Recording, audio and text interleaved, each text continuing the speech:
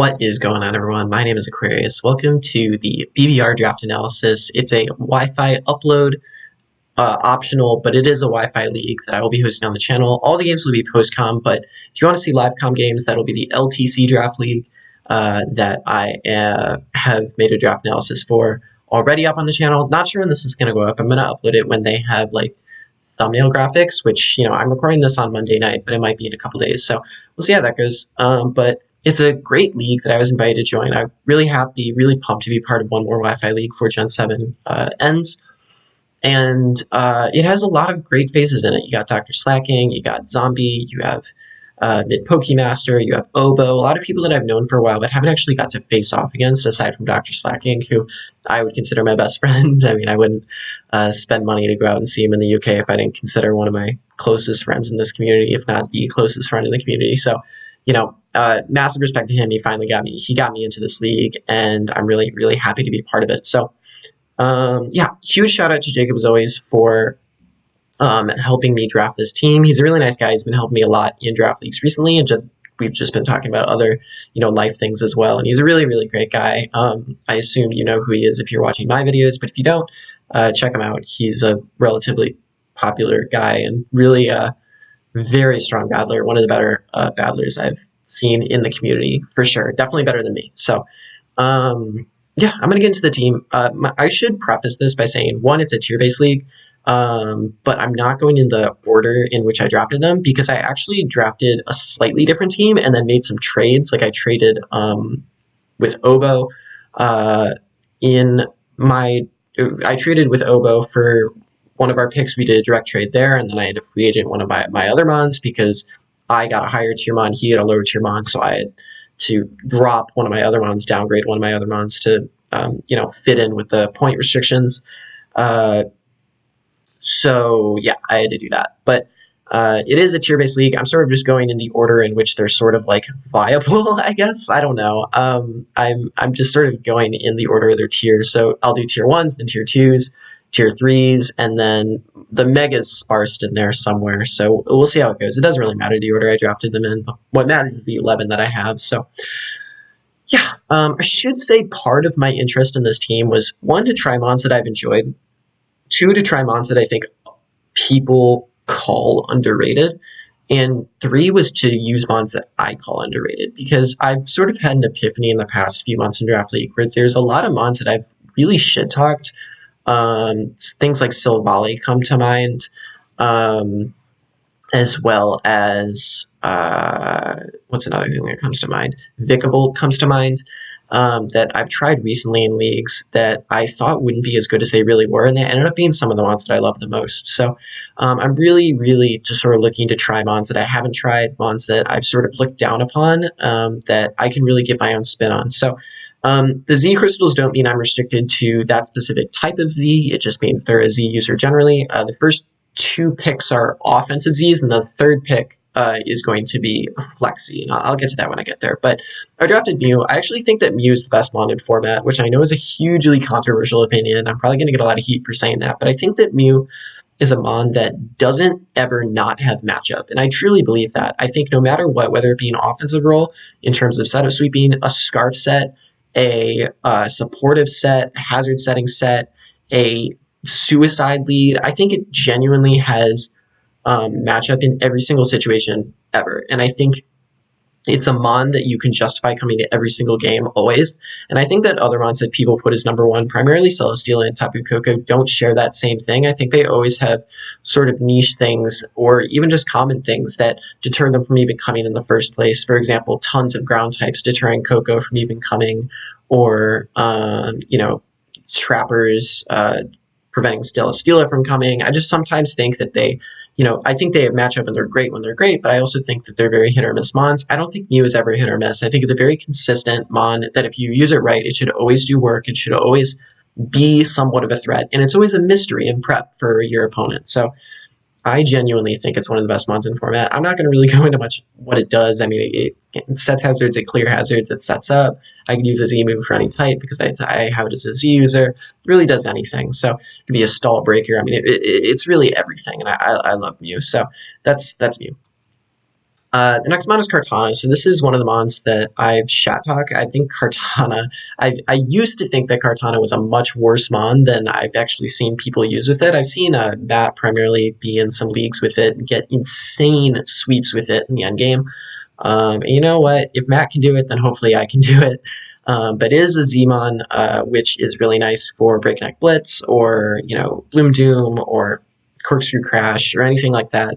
Just an offensive Z user straight up, which is really nice to pair with a Swords Dance set. Otherwise, I can use it for a Scarf set. I could do a Banded set if I think that's a thing. I could even do that speed boosting set that I've seen some people use potentially. The other thing is it's a defogger. It's not a good defogger, but it is a defogger, so the option is there. Just having that option there is really nice. It's also a knockoff user. And I don't have a ton of knockoff users in my team, so it's really nice to have that in Cortana here. So I'm really, really big fan of Cortana. Even tech things like Tailwind are really cool. So I'm excited to use it on Wi-Fi, and I think it's going to be really fun to do on Wi-Fi because it's really tiny, and I think that's going to be pretty funny. My first two picks are really tiny mons, which I find very cute, even though they're both massive threats. So the next mon's Heatran. This is actually my Flexi, and the reason I made Heatran my Flexi is because I see myself bringing Z Sunny Day primarily more than like Z Tailwind on Cortana or Z Rain Dance on Mew for some reason. I just think I think Heatran's a little bit more likely, in my opinion, to find matchup in that regard in terms of Z Sunny Day and being an offensive set. So I like the idea of Heatran, Flash Fire for the immunity for Cortana, doubling up on those 4 times weaknesses. Even though I think Fairy types are more likely to run HP Ground than HP Fire against my team, just making that a little less threatening for Cortana is really, really, really handy. Heatran also sets up rocks, which takes pressure off Mew. It traps things with Magma Storm, which is really cool. I think Magma Storm's kind of an ass move because it misses, but what can you do? It's also another stall breaking mon, so it sort of takes pressure off Mew with stall breaking, given as taunt, toxic, sub, Magma Storm, even Torment I've seen be relatively useful on Heatran. So I'm really excited to try Heatran out. It's another mon that I've thought is really bad just because of the 4 times weakness, and I've thought it wasn't as strong and it misses, but I think if I can put my own spin on it, it will relatively be effective. And really all this league is about is just for me trying new things before Gen 7 times up. So yeah, that's Heatran. The next month's Suicune. People hated me for picking this, but I kind of like Suicune. I wanted to draft it because it's on my winning team at PIBA, my championship team, but I only free agented it around week 9 when I had 2 weeks left. And I didn't even get to use it in week 10 and 11 because those were just meme matches. And then I used it and really liked it in playoffs, but I just feel like I haven't used its full potential. I just sort of ran, toxic Roar Scald on it. And even though it's what it does best, I do think there are some sort of niche options on Suicune, and if not, just using Suicune on Wi-Fi is going to be pretty fun, just to timer people and whatever. It doesn't matter, just a pressure stall and all that shit. I think it would be kind of funny, but other people probably won't. Regardless, I just think I think it's a mod that I liked using, and I didn't think I would like using. I thought I was just gonna be like, ugh, I need a bulky water. Here's Suicune, and then I use it in PIBA. That's what I was thinking going into PIBA when I free agented it, and then I actually ended up liking it in playoffs. But it only got 3 games to get shown off. So I like the idea of trying it out for a full season, and I think it's something that I can use really effectively, and can be a really, really strong setup sweeper. Or even just a Sportmon or Phaser for my team right here.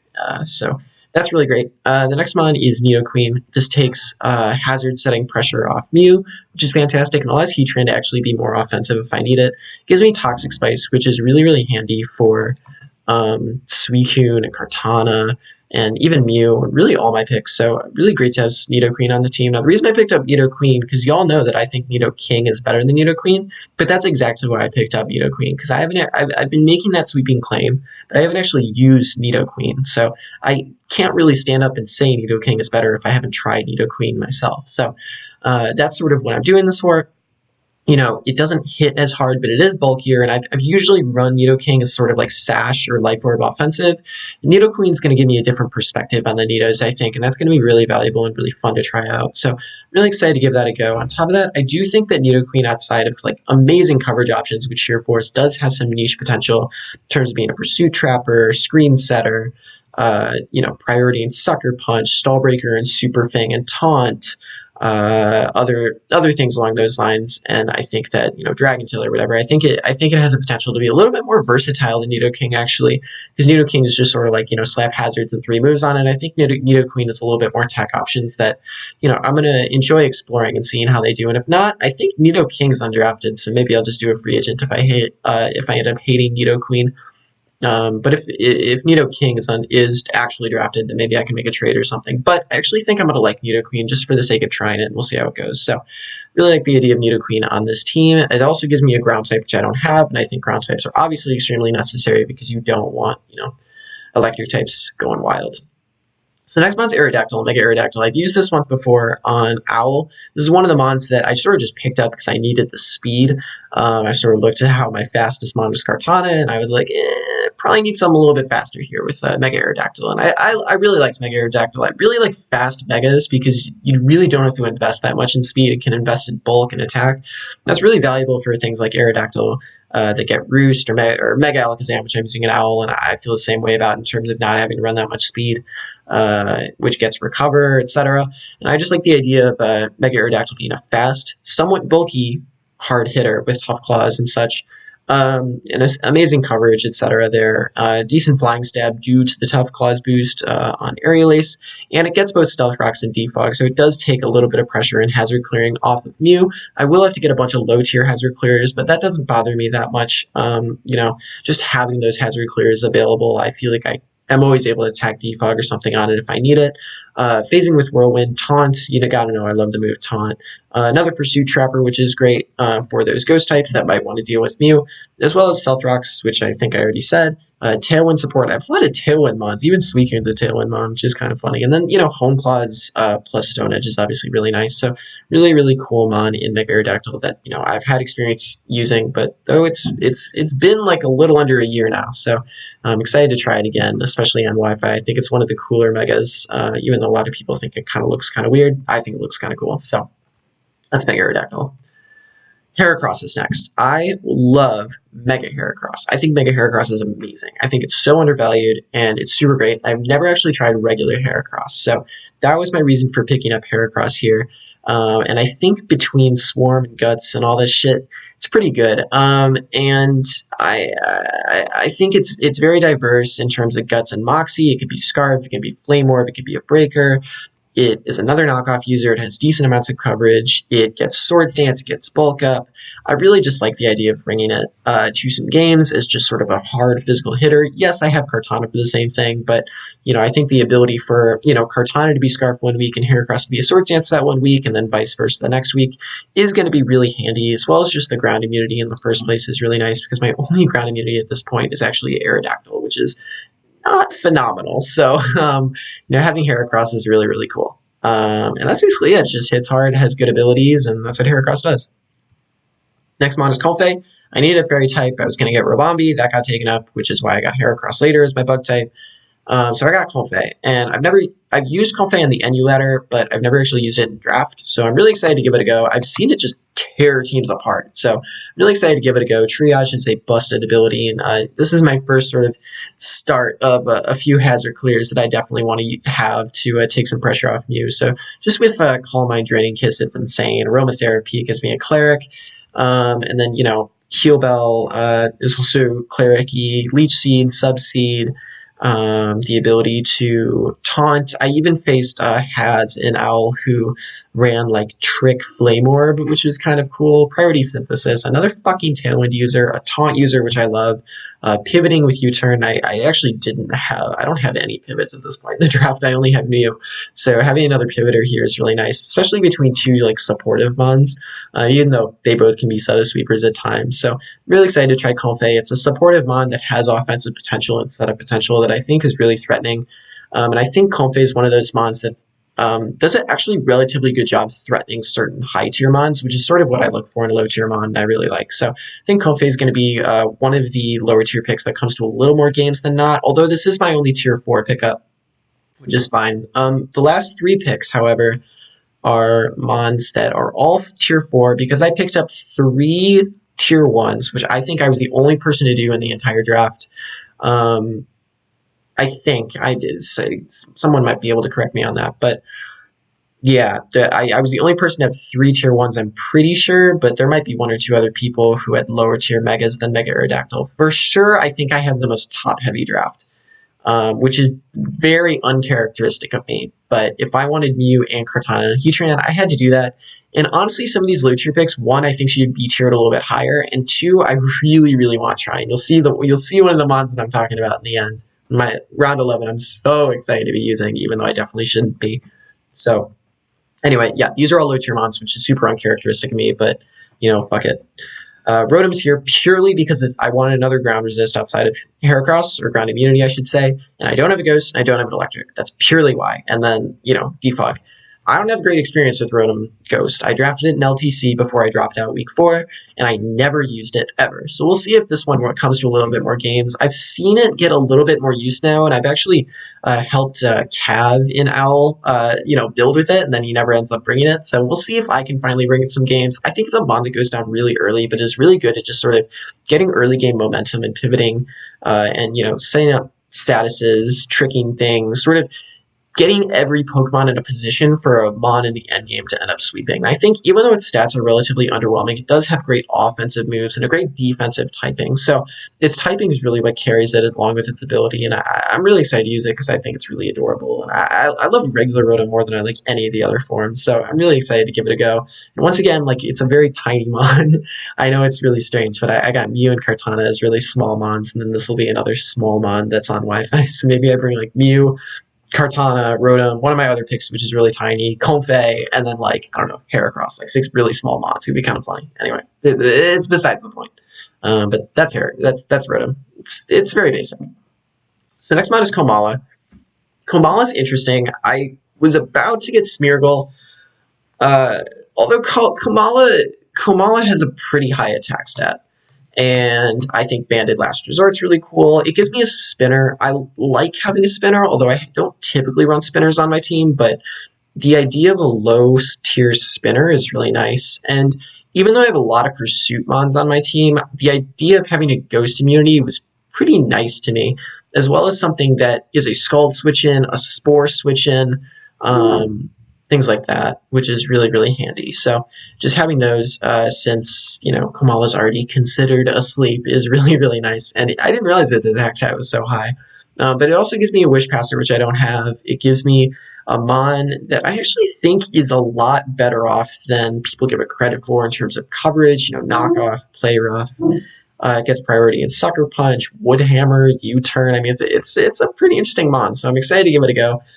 Just wanted to build up on hazard clears, pivoters, and a ghost immunity seemed really nice, and Kamala really does that job for me. And that's basically all it does. I mean, maybe bulk up and some other niche things, but it's really just a basic normal type. Yawn is a really cool tech, so yeah, I don't know. It's a very basic level, coverage, heavy, rapid spinner, Wish Passer that I think I'm going to really enjoy using. I was going to pick it up in LTC, but I ended up going Licky Licky instead. I'm really glad I got to use it in this as well. So yeah, Kamala is really cool. Now the last mon I'm so excited for. I shouldn't be excited for it because it's objectively a bad mon, at least from what I've been told and from what I've seen, and honestly from what it seems. But I don't have a dragon, I don't have dark, and you know what? I feel like Guzzlord's always so over-tiered just because it's an Ultra Beast.